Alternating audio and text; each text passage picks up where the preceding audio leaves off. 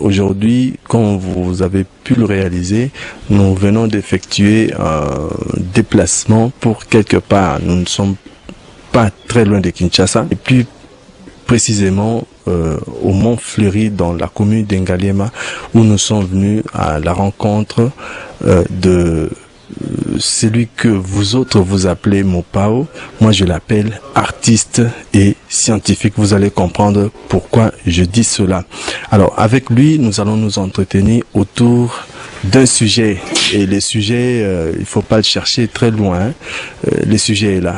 Nzambe asambela kate akosambela nani. Ça ne sort pas de moi, ça ne sort pas de ma savance, ça sort du génie même de l'artiste. Et cet artiste n'est autre que Koffi Olomide. Là, il nous reçoit chez lui dans sa résidence. J'introduis donc l'émission.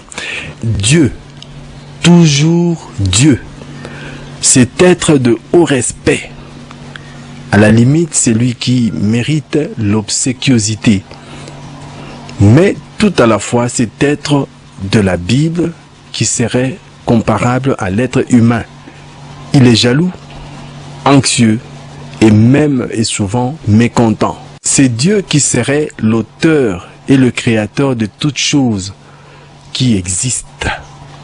Donc, le concepteur de l'univers et l'artiste peintre de celui-ci. En bon artiste, l'artiste s'imagine et s'interroge sur son environnement et le monde qui l'inclut. Le monde de l'artiste paraît être métaphysique, qui mérite des questionnements. Et l'artiste se pose ainsi des questions. Ceci nous donne droit à dire que l'artiste se doit d'abord d'être philosophe. Voici donc un artiste qui va au-delà de physique, c'est-à-dire de l'ordinaire, pour se poser la question la plus fondamentale sur l'existentialisme. Cette question, c'est sur Dieu. Et la question, elle-même, elle est bien simple, mais à la fois compliquée pour répondre dans un monde où tout le monde veut prier et tient à prier et ne prier que Dieu. Un monde dans lequel la société ne veut que de ceux qui prient. Cependant, lui-même, Dieu, n'est prie point. Parce que lui-même est Dieu, qui priera-t-il? Ainsi conclut l'artiste que Nzambe asambela kate akosambela nani. Voilà donc notre sujet, à la chute même de cette introduction, c'est cela notre sujet. Voilà, chers amis téléspectateurs, l'introduction posée.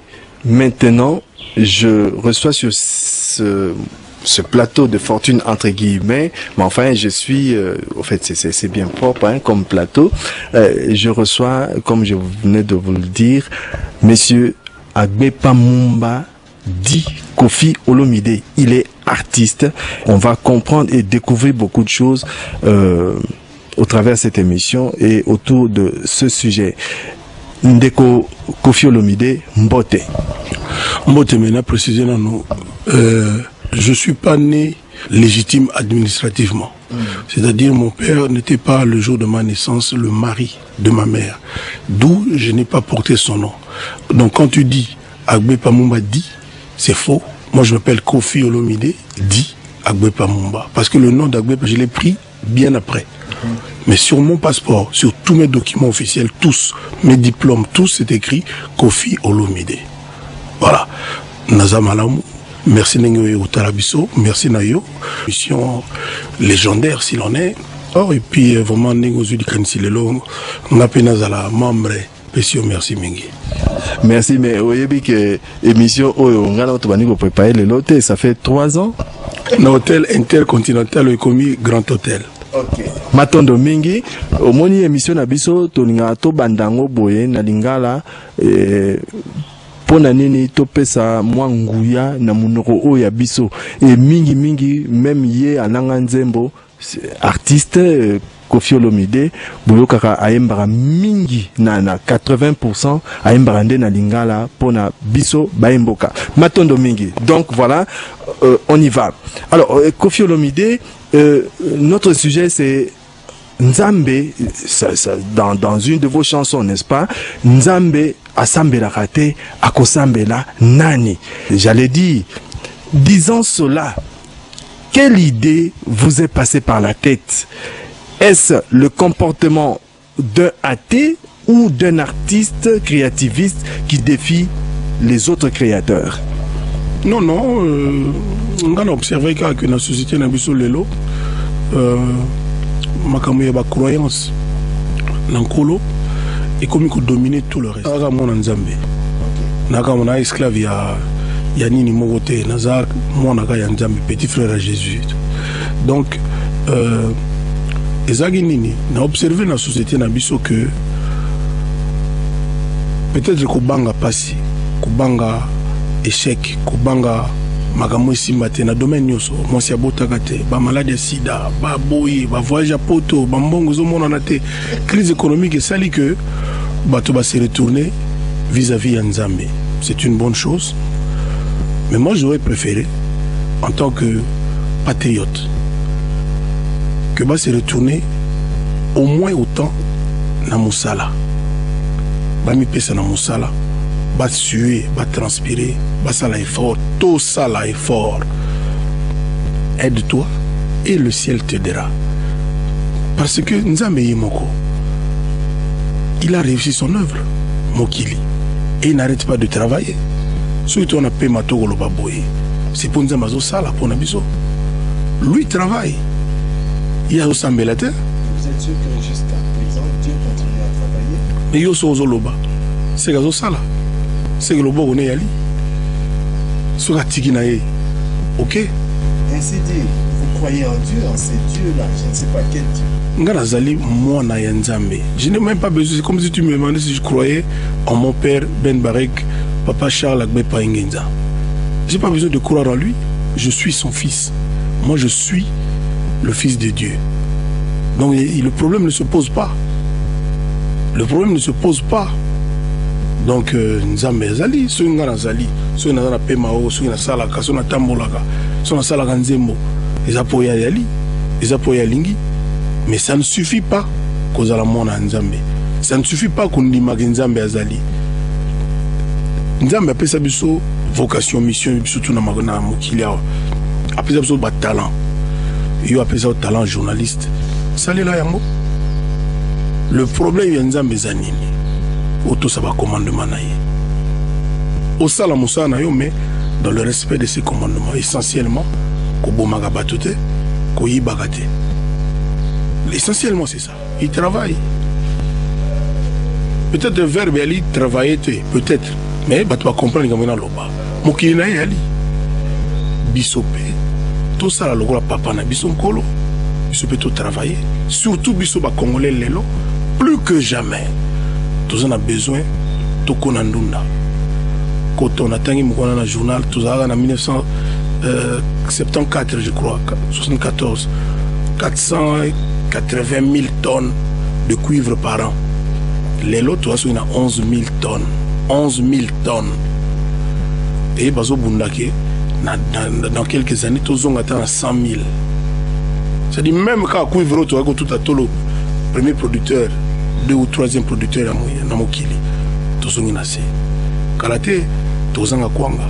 Il y a eu des jours où on a tina maman nanga ya lambaka, madame Alamba nga cuisinière, na wenzo pondo yo monanate. Incroyable. Tous un peuple mo ya goigoi.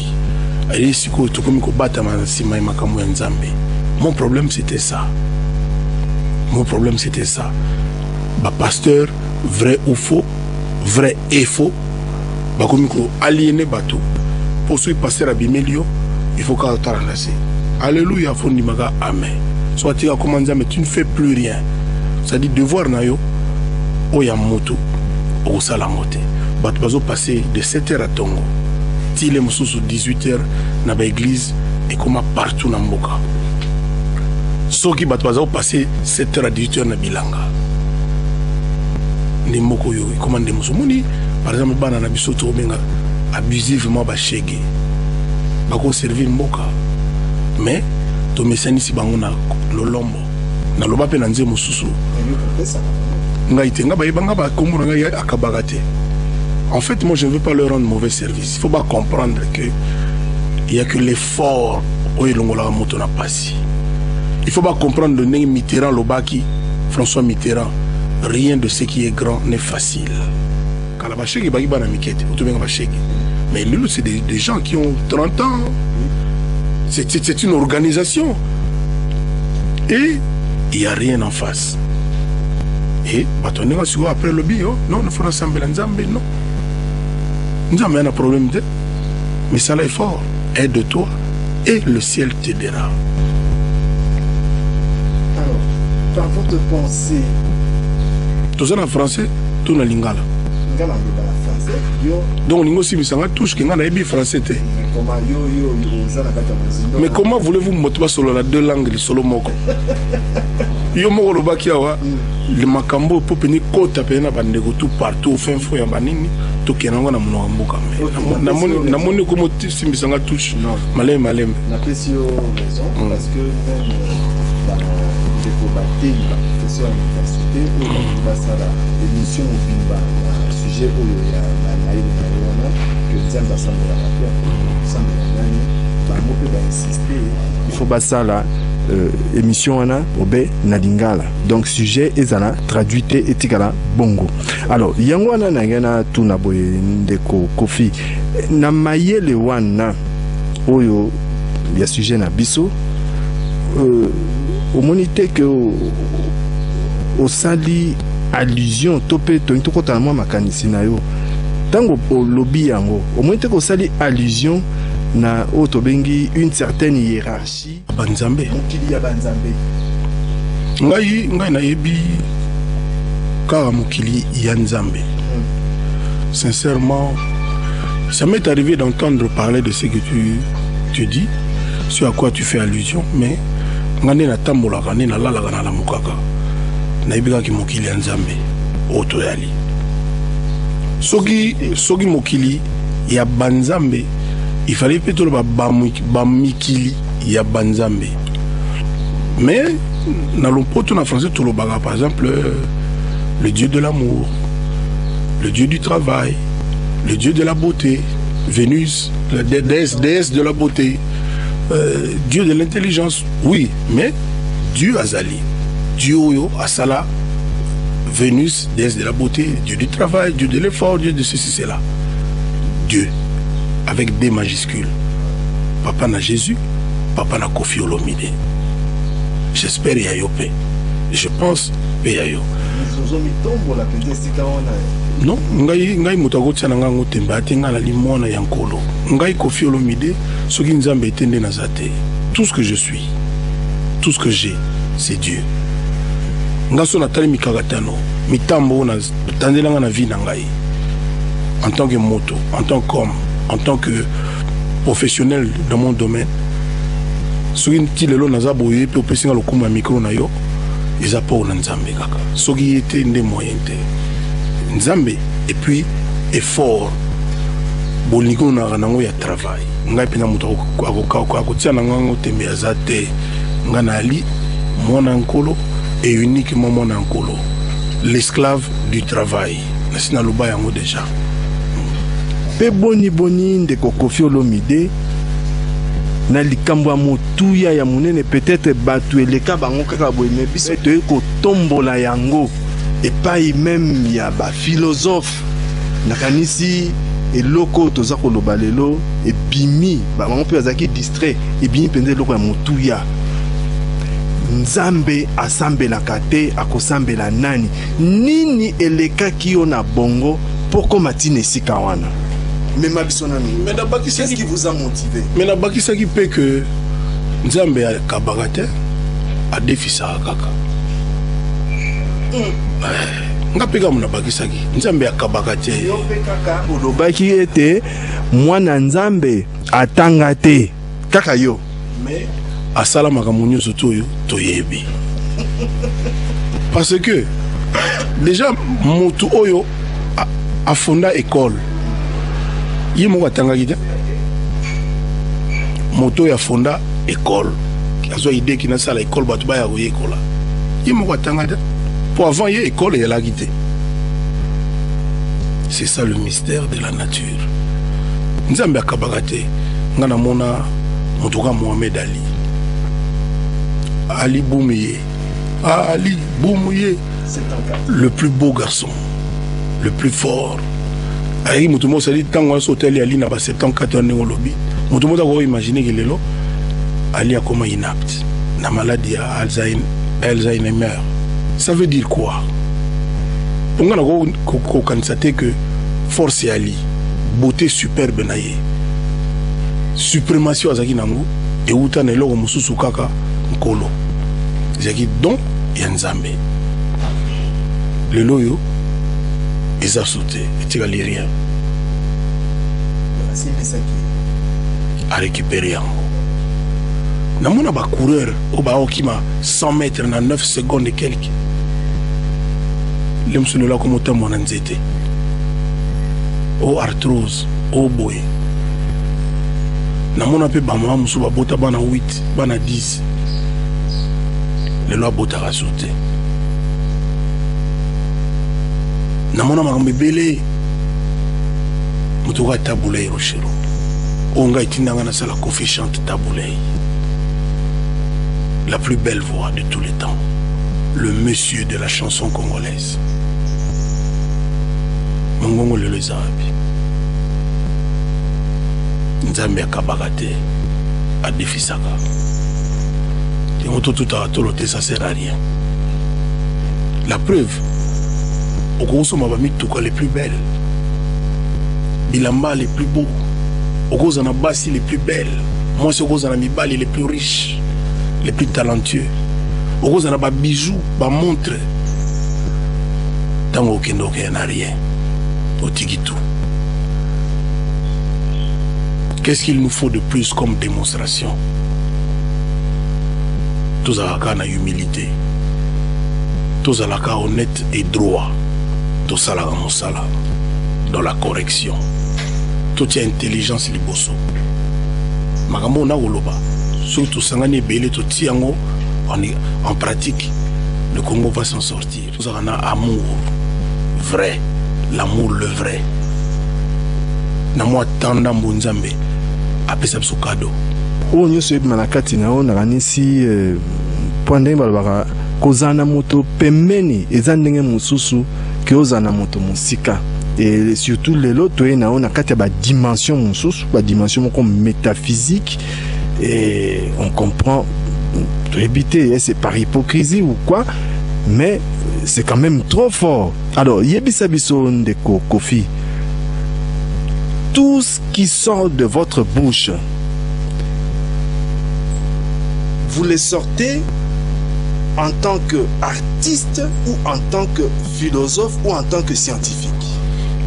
En tant qu'homme, en tant que Moutoura ya Mokili, Oyo, Aza régi, si j'ose dire, par ce que moi j'appelle le bon sens élémentaire.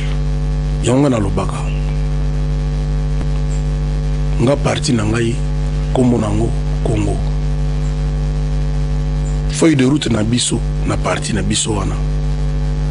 Bon sens. Bon sens c'est ningo lobani. Malamu ezaka na gauche te, mabe ezaka na droite te. Mabe ezaka na droite te, malamu ezaka na gauche te. Mabe eza na gauche, malamu peza na gauche. Malamu eza na droite, mabe peza na droite. Biso na parti na biso. Programme na biso. Tozwa oya malamu ya gauche, oya malamu ya droite. Totambola nango. Bemboge otambola. Vamos, Congo de l'honneur, notre Congo. Oya kotika na moto soka, soki ya bibi. Mais wana lobi parti politique. Parti. Na lobi ka parti politique pose un terme consacré, mais na ko lobaka que patriotisme simple. Mais si on est ceux qui on est allé na terrain politique, surtout na terrain religieux, église nayo par exemple, hein, église bon c'est un peu abusif, hein, un peu exagéré, mais na lobby etonga na yo Kofi Olomide pasteur rote ya nini? Effort, sens du travail. Miracle existe la raté. Jésus a multiplié Gimbisi na mapaka une fois, 2 fois té. A Segusagi Lazare une fois. Lazare nasi sana no yoko. Nasi sana no makambo na woloba ko perturber ngate. Miracle et c'est salama. Et au salama les sous-souté. Vous savez, Mouta créé un combo charlatan, c'est pas Kofi Olomide. Ce qui combo charlatan dans le dictionnaire Larousse.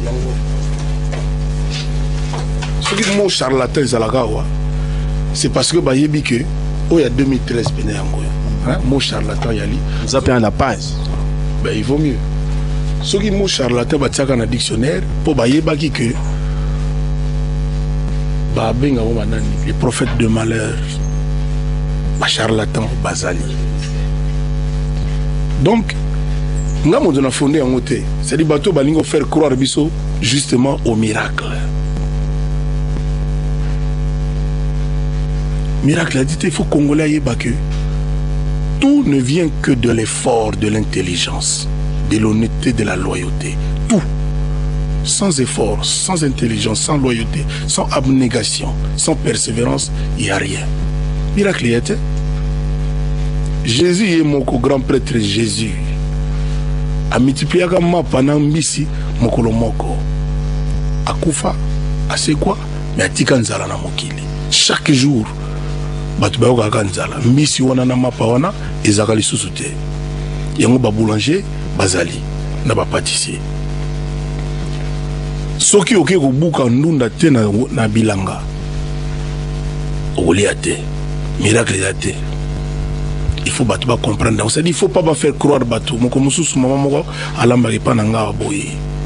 Comme les bibiches. Nami mandi ni dimanche na kufa kanza yo yakate. Ayaka de lundi ti samedi mon dimanche automatiquement ayaka te. Oh. Non, il m'a mis décréta bongo. Oh non, papa dimanche na kina église. Oh. Non, c'est quoi que l'église na bitini. Oh non, ko sambela te ko kumisa ka nkolo te. Na bongo siko jeudi ko kumisa ka nkolo te na mercredi. Na moni akale. Mais oui, pourquoi qu'il n'a pas jeudi? Ko kumisa église ya la na ngaka. Ils ont le libongo. Oh, c'est le jour du Seigneur. Non, non. Na lundi, na mardi, il y a jour à Seigneur. Pas jour na ye.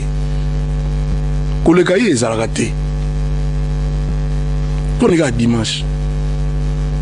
Oh non, donc il n'a qu'à tout ça. T'en as raison, il a été. Si on a jour, on a koufa ganzala. Or, yo, au yaka, au koluka musala, qui n'a pas savoir quelque chose, au lambangana liaga. C'est qu'au jour, on a automatiquement, la liaga, t'en a comme à redébrouiller. Oh, mais c'est-à-dire que la dame était un peu perdue dans son raisonnement. C'est pas pour autant que vous l'avez sanctionné. Non, non, non, non, non, il y a qu'à le solo. Mais au fait, il y a aucun arbitre dans l'église, but il y a un oh non, on a semblé la caca. Pour une jambe, un jour, on s'est dit comme un mouton bon. Na sege ka nera segi ne yo posegi. Na bien mais maman soki zaika ka moto ki na no ka église ko moto mbongo nde moto fa na ndako na dimanche te. So zaka ki ka église 40 fois, 100 fois après aller. OK quelque part au coup de $, il va na ka sachet moko boy na pas. Mais ba tu ba no ka église. Yo nga kazi okina pena pona nkolo nzo okina po non batu bakina po bonga banini omoni foi eza problème ya kati ya moto problème ya moto na nkolo na nzambe eza premier exhibitionnisme mama wana mercredi poko kumisa nkolo ko remercier kolo na mardi pourquoi ka dimanche et ko rendre grâce à moi. Et pas quand on la outsaka moto la muka ya linga ka la muka ndima kia mona nanga na la muka solelo okoti mabolongo na seka ono sambe rendre grâce puis par le communisme tout Dieu à son rang qui est incomparable, qui est unique, qui ne met pas un rang. Pourquoi faut au départ moi parce que comme il parlait à munene ya munene et puis il a fait la vie nous ga yemoko kwani ya la munene tunanga tutunana et puis tunanga tutunana yaye ya munene et puis amelaka vino yemoko bokala to bana oloba lokwa basango babalaka te bona bonde biso to yebaka à l'époque peut-être azana mo avantage wana mais lelo yo ekomi secret de polichinelle basango ekomi qu'il faut babalaka na bango pe makamazoli kana ebele évolution salama donc mais ezaka ndengana donc to kanisa te que so ke église n'est pas problème ici, non. Tu es d'abord à la base, cause à la correcte, cause à la loyale, cause à la travailleur, cause à la intelligent. Et puis voilà. Et Kofi Olomide, pasteur. Bon, on a dans ça tout le bas collègue pasteur, on a un Kofi. Voilà. Pasteur. Te nabi na legi ba pasteur te nabi ngala yolo bingala za Kofi pasteur nabi nonga plus que pasteur c'est-à-dire Kofi zoté batu et belé à la fois j'espère bien ce makamona lobi za na moitié na mwanzela gloire à Dieu ndeko Kofi ya solo to bandi ko kene malembe to sukisa na lingi na tuna oboye eza mutuna o na zwi na belesi yo amona kisasa bi bele sizanini na cité hein bino batozo tala bele sizali cité tangu yo zali koloba lobi nzambe asambela kate akosambela nani omonite que ezali assertion moko provocatrice et provoquer nani bato basambela mingi neti ba pasteur et consort ba bino azako provoquer nzambe c'est ce qui se dit. Parce que Tito comme Aboye, j'ai eu aussi, il y a Kutuna Tunaba. Mais entre Nzambe, Nangai Monanaye, Kofi, Batona Bakoti Nakati Batiam Sapena Bangoponanine. Non, mais on a perdu. De quel droit Bango Banani. Non, Baba semblable Nangati Moussuni Makila, Babunga Kape, Netengape, Basala Kape Malamu, Netengape, Bayoga Ganzala, Netengape, Bakosa Kape, Netengape, Baloba Kape Bosemo, Netengape, Balia Kape, Netengape, Ndunda, Pondu, Matembele, Loso, Netengape. Bon, c'est-à-dire Bango Banani, entre Ngai Nankolo, entre Kolo Nanga, Nangai. Bango Banani, c'est-à-dire ils sont investis de quel pouvoir? tant bayaki ke baloba ina yona ngai ke bango ba pasteur ba pesa biso ba prévenir. Ok, toi qui es tu n'as de ça, moi 2 questions. Quand vous dites Nzambe asambela kate akosambela nani ndeko Koffi Olomide, n'est-ce pas pour vous une façon d'établir sa sublimité? Oui, soki olingi zongo bongo oui. Nzambe azali la toute puissance. C'est-à-dire azalité. Dans le même verbe azali. Nzambe tout puissant. C'est-à-dire est-ce Dieu, est-ce un être? Est-il un être? Non, non, Dieu c'est Dieu. Dieu c'est Dieu. Il n'est pas un être, c'est Dieu. Ok, je prends la dernière question. Par ce faire, Koffi établit la loi de l'autorité. Avec cette assertion, expliquez-nous malam on a lingala bien, magamozo loba wa question tournée. Nazongi à peu près ndenge moko ndenge na ndenge na wana. Est ndenge na utiko loba. Est-ce que na nzambe asambela kate akosambela nani? Ezali mais d'abord rakatana no limbisa ngai.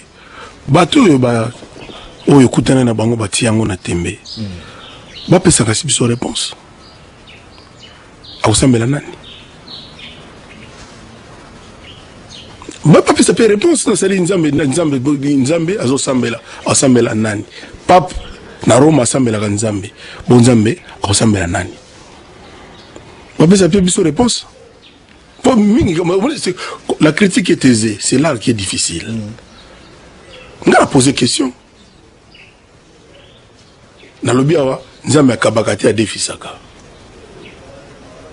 au moins moto bena nzambe salaki mayele savant aza mathématicien akomi liboma to sokuta na mote kiola tana fulu pena boye alon bilamba motaki respecter savant alors olobi na ngani danger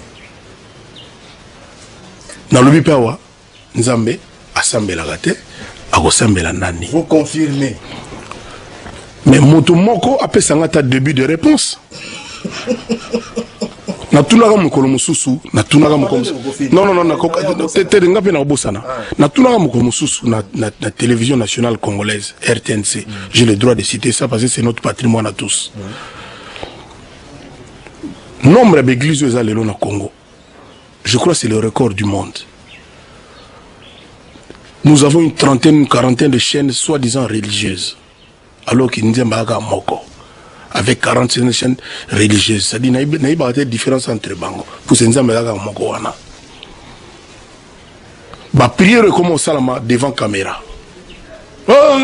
Mamsou va comment on dirait basiliki.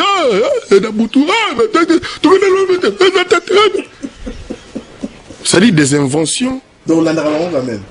Non, sans zapper, au tomega non, au sani. Au moins des fois tu as peur. Des fois tu as peur. Et ça ressemble. Alors, na l'église est belé wana.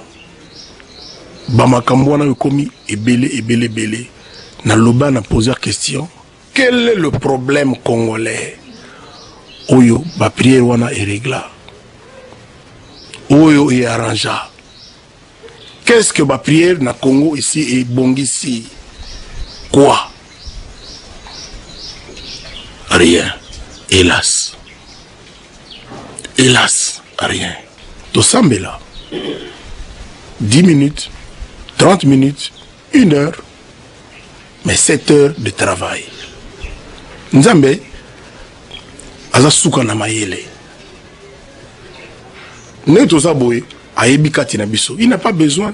Tout ça, il est cédé, Mobimba 10 chansons. Non, il n'a pas besoin. Ayebi déjà Katina Bisso. You can see bato ba basara na sir ki ba clown. O basala ba nini wana. You can see que le gars ba ventiler ba sexa bato. Basara nzambe tena Katina bango. Pour ça hôtel au monde a ventiler. Ni to ba na lingala entre guillemets. Mais baba na nzambe. Nzambe bikati exhibitionnisme na kombo nzambe ezoko boma mboka na biso exhibitionnisme o sadi lo bakinga ke boye na kolokangi miso kenini bamso koma il faut pas respecter biso ba congolais et puis j'en appelle à l'autorité de notre pays to continuer boité ministère de la justice principalement j'en appelle à l'autorité ya mboka na biso cette façon d'aliéner, de traumatiser, de faire peur, de faire que les gens ne songent pas à aller à leur devoir d'homme, à leur travail, c'est punissable aussi par la loi. Ça devrait être punissable. Soutenir à l'objet que Nzambe, effectivement, assemble la raté, a ressemblé la nani. Et d'ailleurs, il y a déjà, quand il y a moko nabiso, ni to songé to sala. Au fait, si on peut bien comprendre le message de Koffi Olomide, il appelle tous les Congolais au travail. Et pour le travail. Super, merci beaucoup. Voilà, nous sommes arrivés là à la fin de cette émission. Je pense que chacun de vous trouvera son compte. Le travail, beaucoup d'amour et beaucoup de pardon. Merci, à la prochaine. Je vous embrasse tous. Koffi Olomide, merci Mingi.